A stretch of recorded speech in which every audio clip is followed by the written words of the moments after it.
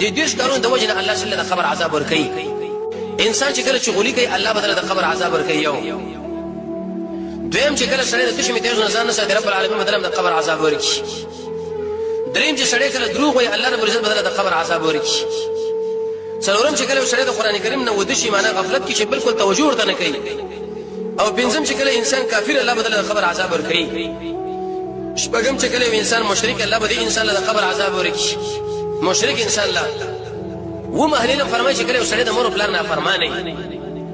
اته مهلل دا فرمایي چې سړی موږ نه کوي نه هم د قبر عذاب په دی وجه باندې رہی سړی زکات نه ورکړي زکات لسم مهلل دا فرمایي چې کله سړی سود کوي ایو لسم وجه علماء دا ذکر کړي چې سړی د موږ د خپل وخت نه ورسته کوي دولسم وجه علماء دا ذکر کړي د دی وجه د قبر عذاب راځي چې انسان به د سمنځله ودري قصدن درسم وجه علماء دا ذکر کړي چې کله انسان زنا کوي الله بدل د قبر عذاب ورکړي سوال لسم وجه علماء دا ذکر کړي چې انسان لواتت کې الله بدل د قبر عذاب ورکړي عبد الله بن عباس فرمایي په قبر کې بلنت خنجر جوړي خنجره څومره خطرناکه خبره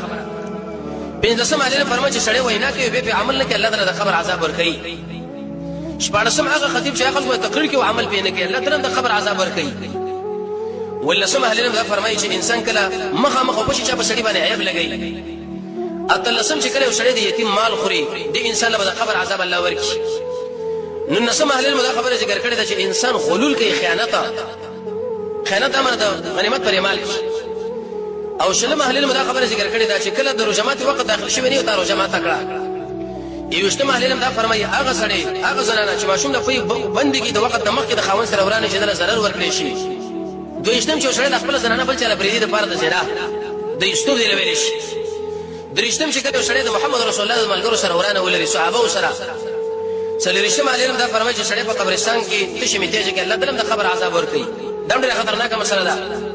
پنځشتم چې سړی اغلا کوي اغلا او شپږشتم اهل دا فرمایي چې یو سړی هغه قران کریم د سینې اخیس کړي وېشتم دا منه چې به زی ټکسونه اخلي ټیک څه او اتهشتم علماء دا خبره ذکر کړي چې ظلم کوي ناروا او نه وېشتم دا الله د اولیاء په صفات باندې خبره چې کړي سړی کوي او درشم چې بالکل ځکه دا محسوسي کې چې د قبر عذاب لاشته او کشته نه دي دیرش کارونه د وجه نه الله سبحانه د قبر عذاب ور کوي